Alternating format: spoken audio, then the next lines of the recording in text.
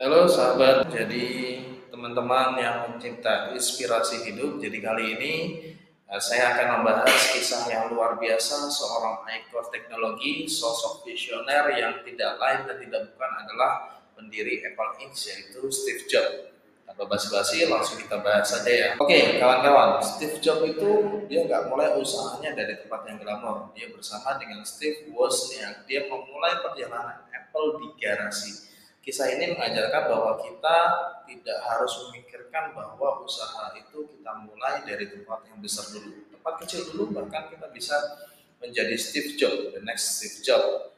Dan dia bukan rahasia lagi bahwa Steve Jobs itu pernah dipecat dari perusahaannya sendiri yaitu Apple. Perusahaan yang dia bangun susah payah dari mulai garasi, lalu kemudian diambil orang dan dia dipecat dari usahanya sendiri. Ini merupakan suatu pukulan besar ya kawan-kawan.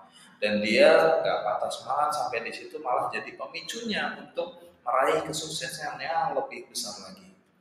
Nah, setelah kepergiannya dari Apple, Steve Jobs itu dia melanjutkan perjalanannya di dunia bisnis dengan Next dan Pixar. Kedua perusahaan ini menunjukkan kegigihannya dalam menciptakan produk dan karya yang luar biasa. Anda pada tahu kan Next dan Pixar?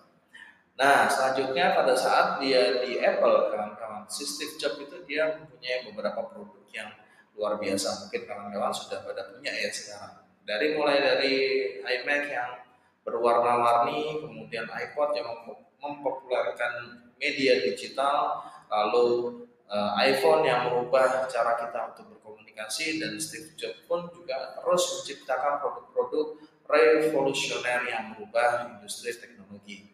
Dan dia pun juga punya filosofi ya kan, stay hungry, stay foolish. Dia cara berpikir ala Steve Jobs ini unik banget ya, artinya seseorang itu nggak pernah merasakan kenyang alias nggak pernah puas, dia harus tetap bodoh. Kenapa? Karena kalau misalkan kita merasakan puas atau kita merasakan pintar, kita nggak akan pernah belajar lagi.